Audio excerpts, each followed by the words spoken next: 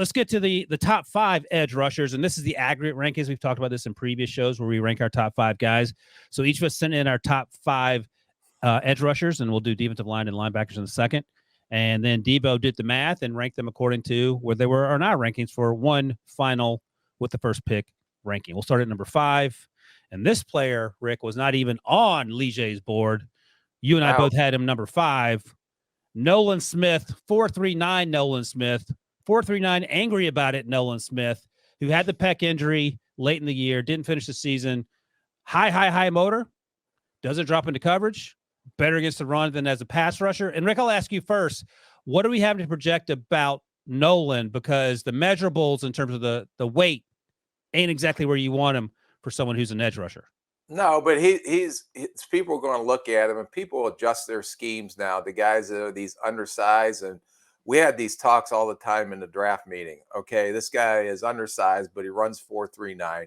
I think he can be a really good pass rusher as he develops because he does have physical tools to work with. I always try to look at the projection on guys, and this guy has some unique physical traits that someone will look at.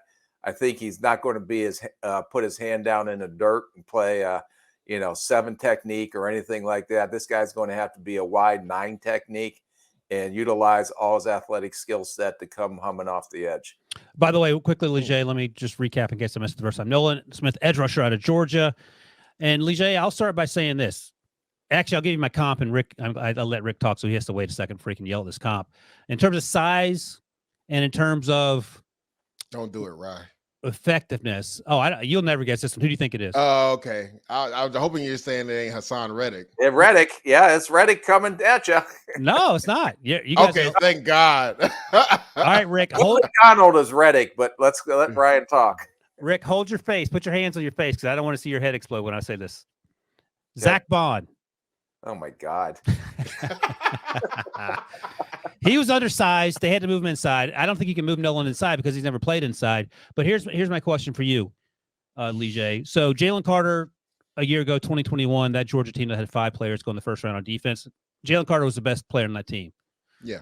Nobody knew who Nolan Smith was. So why should I be high on Nolan Smith as a first-round pick? 6'2", 238, 32.5-inch arms. Well, y'all saw my list. I didn't have him in the top 5. For being honest. So what's your concern? Well, size for one, right? A lot of people are concerned, can he hold up on the edge? And Rick kind of talked about that too. He's not going to be able to put his hand in the dirt. And you stated it, right? He's a better run defender than blocker. Now, he plays aggressive for a guy that's 238, right? He ran the 4.39. And he does have good lateral quickness, right? You see Georgia in their scheme, they slant him a lot. You see the redirection and everything. I just don't know. He's not proficient with his hands. Now, he does have some tools. I just don't think he has the skill set at that size to be a Hassan Reddick. So that's why I didn't put him in the top 5. And to your point, Rick, like you can't play him in inside linebacker because he's never done that. I don't think he can cover in space that well. So a guy that plays extremely tough, right, has some skill set. Yes, he ran a crazy 40. I just don't feel comfortable taking a guy like that in the first round. Let me ask you this, and when you're evaluating guys, and this is my question that I used to ask all the scouts, is the things that are his negatives correctable with coaching? Can he become a better pass rusher if he learns technique? Or is it he's stiff in his hips, he's ankle stiff, whatever, that you can't correct some of the things that he does? But I always looked at guys and try to project him. If he has these freak athletic numbers, and you can see some of it, but you see the flaws, are those flaws correctable with coaching when he gets up to this level? And I'm glad you said that, Rick, because I've had to go back and watch some guys just because of that, right? Is this coachable or is it something that he cannot overcome right now? His size, the thing is, will he be able to get more mass, and how will that affect his speed? We don't know that, right? That's not a coaching thing. That's his body type, right? Will he be able that can't be corrected here? Yeah, that can't be corrected. Now, some of the things you talked about, right, with some of his pass rush, I think some of that can be corrected. But again, his size just scares me now. Great teammate. I've heard nothing but great things about him. I heard that this is a guy you want in your locker room for sure. Plays extremely hard. I just don't feel comfortable taking a guy that high with that many question marks as far as size. Rick, let me ask you, because Leger's number 5 on his edge rusher list is Will McDonald, Iowa State edge rusher you mentioned. If you are sitting there, pick 20 to 30, you need an edge rusher, would you take Nolan or Will? Yeah, I'm probably going to lean towards Will because I think I'm talking about, Rick. That's what I'm talking about. Because he has length and he can run, and he has things that you can correct with coaching too. And I don't think they played him correctly all the time at Iowa State. They reduced him, which was crazy. Yeah. You can't weigh 230 pounds or 35 pounds, whatever he weighed in college, because he was in the 240s.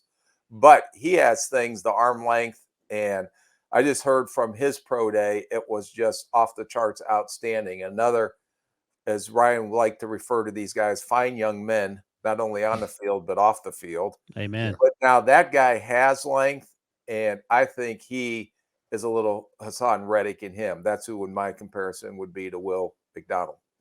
6'3.5", 241, 35-inch arms for Will McDonald, which makes 7 foot. Yeah. Literally. edge rusher at Iowa State. I think those are his probably the nastiest spin in this draft class. His combine numbers. All right, let's go to number 4 here. Leger again wants to be different. He doesn't have this player ranked at all. Rick, you have him 4th. I have him 3rd.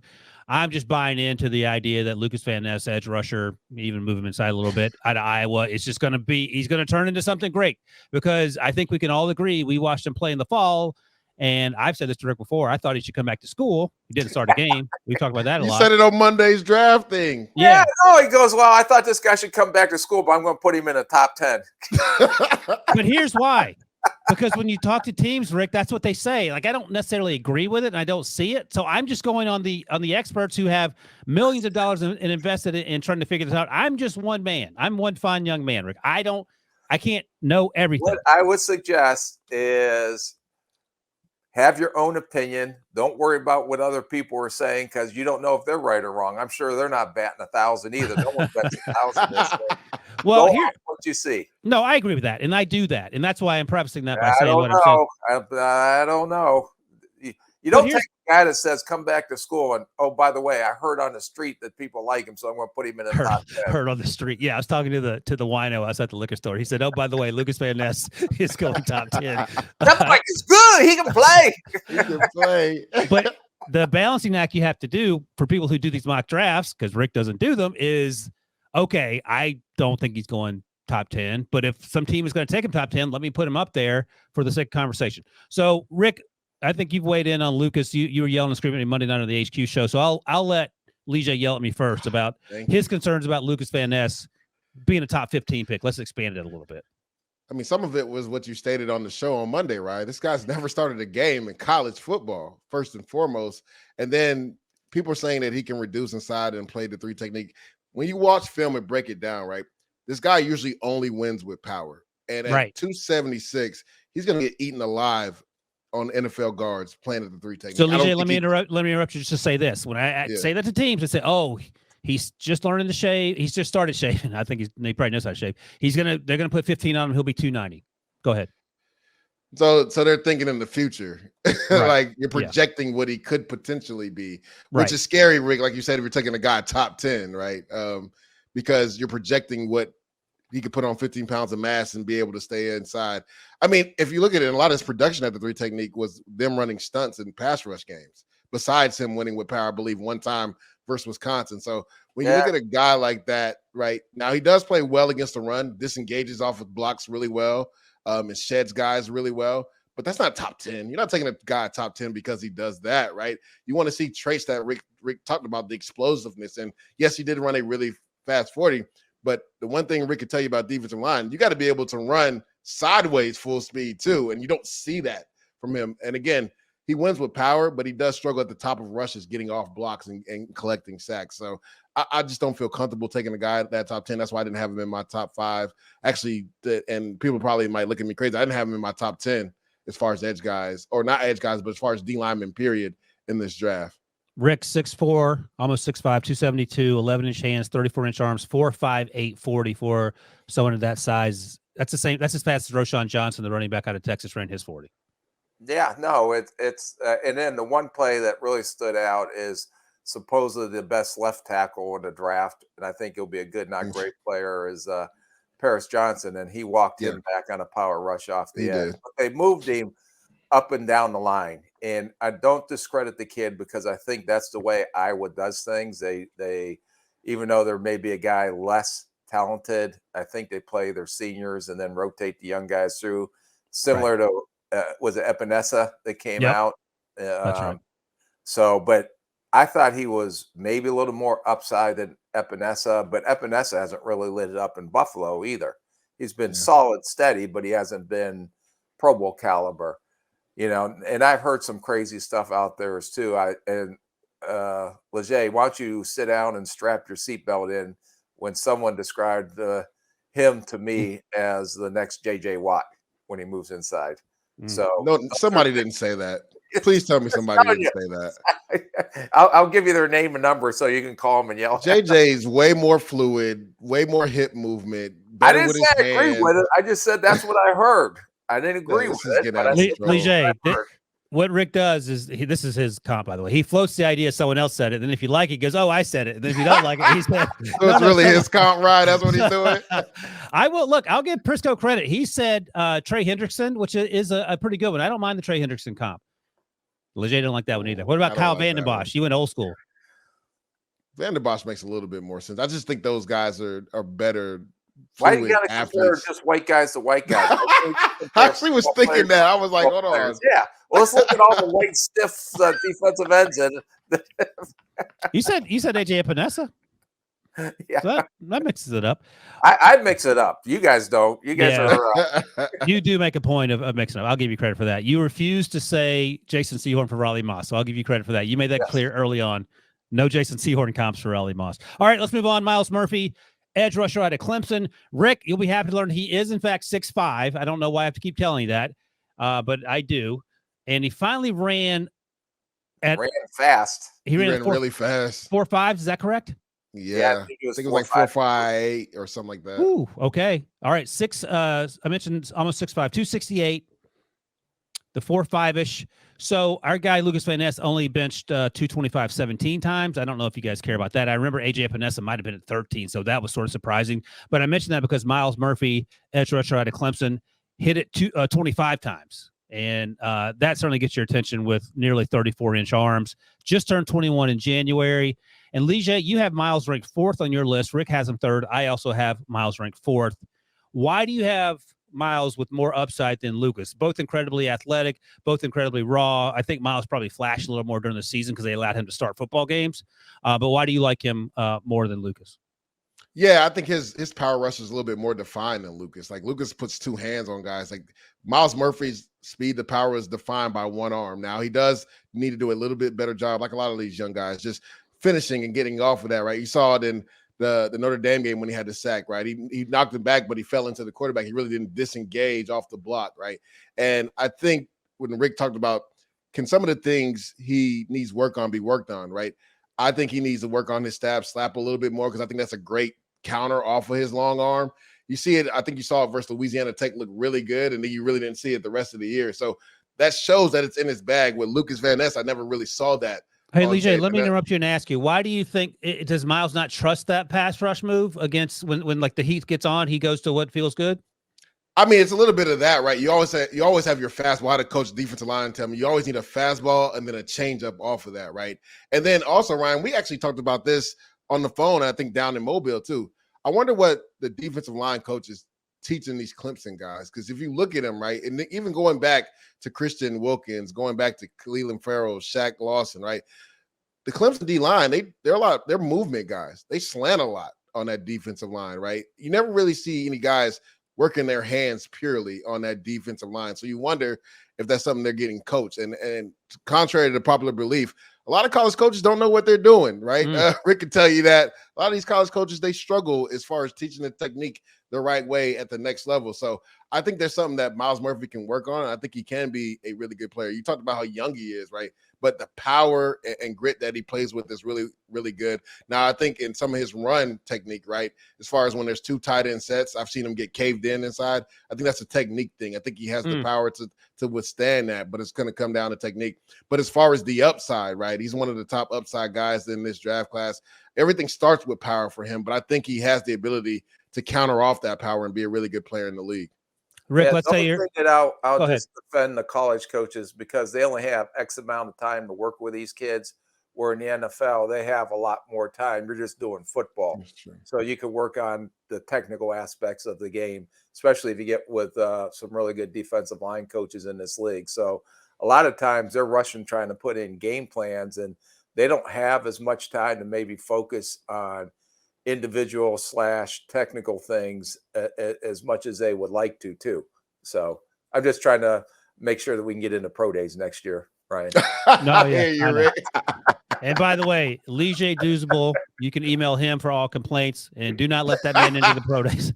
Oh my goodness. So Rick, let's say you're picking 16th and your team needs an edge rusher. That's the number one priority. I would imagine Myles Murphy and Lucas Van Ness are clustered together when you go through this process. Yeah. Leading up. Who are you taking?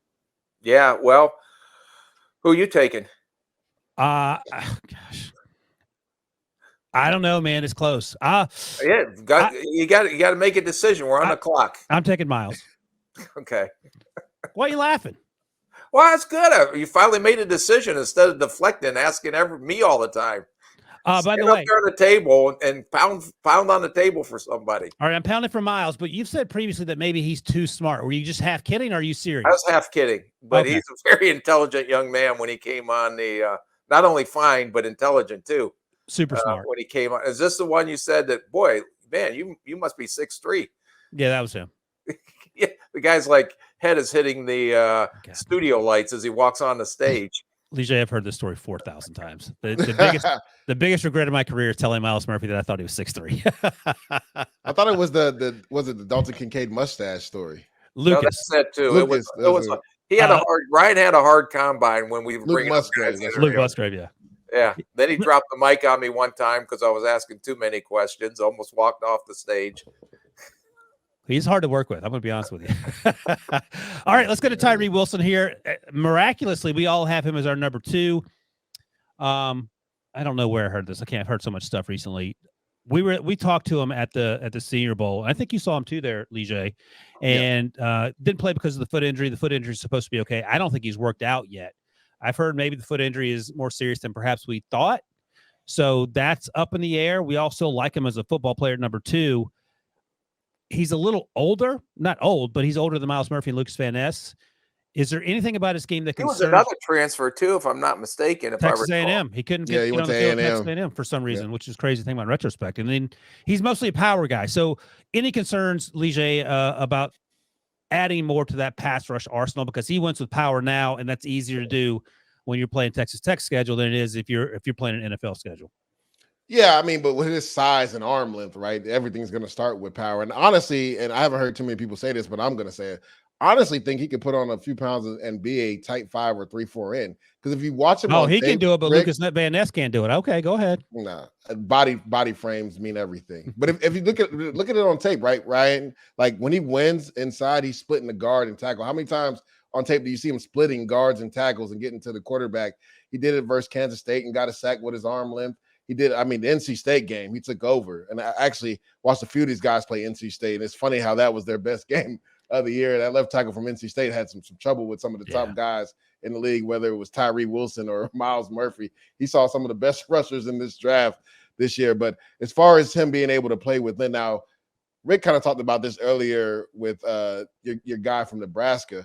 And I feel the same way about Tyree Wilson. I just felt like he should play with more physicality and his hair on fire sometimes. Like you watch him on tape in the run game with backside pullers and tight ends on split zones, and he turns it down sometimes, which is kind of weird for a guy that big, right? You just wish he played a little bit more physical. But when he gets inside and he rushes, whether it's his inside move or he's on a head up, 5 technique and he has to split the guard and tackle, I mean, he does it with so much power. And then the arm length, right? Sometimes he'll reach and get to the quarterback 2-3 feet away from him because of the arm length. So this is a guy that has a lot of tools. The length is something that you can't coach or teach. Like that's DNA, that's genetics. Like he has that compared to everybody else. And again, I think he could honestly put on like 10, 15 pounds and be a good 3-4 in, a tight 5 guy. So again, Tyree Wilson, edge rusher out of Texas Tech. Rick, 35 and 5/8 inch arms, and we stood next to him, and he looks like he could have, been been an NBA center with the length that he had. Actually, not a center, maybe a power forward. Well, but I'm terrible with heights. I thought horrible with comparisons. I thought he was 7. I thought he was 7'4" when I met him because I'm so short, so I didn't know the actual height till I got the measurements. All right, Rick, let's move on to Will Anderson because you and I talked Tyree to death. We like him. Everyone's number one guy, and Rick, we know how you feel about Will Anderson. You know how I feel about Will Anderson. I want to get what Leger thinks because our buddy, again, Pete Prisco, always says he's not as explosive as guys that have come out recently. He gets blocked. Darnell Wright killed him, the Tennessee right tackle. Darnell Wright did have a good game against him. And here's what I say to Pete. What about the 2021 tape? And he doesn't answer that question. So where are you at Will Anderson? And I always say this about Will Anderson. He's the easiest pick in this draft in much the same way that Aiden Hutchinson was an easy pick and Chase Young and the Bosa's in terms of you just take a guy at the top. You know you're going to get production out of them. They're not the same players, but in terms of if you're a general manager and want to sleep well at night, you just take Will Anderson. Yeah, before I get into this, I remember Pete said this last time we were on here, right? Like you can't forget about production, right? If a guy's highly productive in college, it's a good chance he's going to be productive in the league. And I know a lot of guys are always trying to assess what a guy can be in the league. My thing is don't overthink this with Will Anderson, right? This guy has a complete bag. I would say he's more slippery than bendy as far as rushing. He does have a full arsenal, whether it's his inside swipe move or his stab slap on the outside or his, jab inside, club on the outside. He can do it all. The guy plays really tough. The two games that do concern you, though, are the Tennessee game versus Darnell Wright and then the Texas game, right? Things weren't going his way. Had like four or five penalties that game, right? 2 were mental, as we would call Rick. He lined up off sides. One jumped off sides, and then uncharacteristic late hit on a running back way out of bounds. Frustration foul. So, and that could have just been one bad game. So I don't want to write him off and saying that, sometimes he can get in his own head. But in that game, he definitely did. And he knocked Quinn Ewers out of that game too, right? Was that hit? Was that his I hit? don't know. I don't know if it was him that knocked him out. Oh, okay. But yeah. He actually struggled in that game for most until the end. He started making some plays. But as far as a guy that has a complete package, Will Anderson definitely has it. He's my number one edge guy. And to your point, Ryan, I think you make a really good point. Like last year, Jacksonville was going over the upside with Trayvon Walker instead of the production of Aiden Hutchinson. And I bet they wish they had that pick back this year. Rick, let's say you have the 3rd pick, and you can be any team, it doesn't have to be the Cardinals. You need equally a defensive lineman and an edge rusher, and the players are the players that we know as we know them now. Jalen Carter with all the stuff going on with him, and Will Anderson. You equal needs. Who you taking? I'm Will Anderson all the way. Okay, because he's productive. He's a great kid. He's going to be a very good pro. I watched him in 21, and I thought he was one of the most dominant Alabama defenders that came out in a long time. This year wasn't as the same. But they reduced him down inside some, which I don't think he can do. But this kid, sometimes I think just watching, he had so high expectations put on him that he was trying to press too much early in the season. Then he kind of relaxed and got a little better towards the end of the season. And he just needs to relax and go play.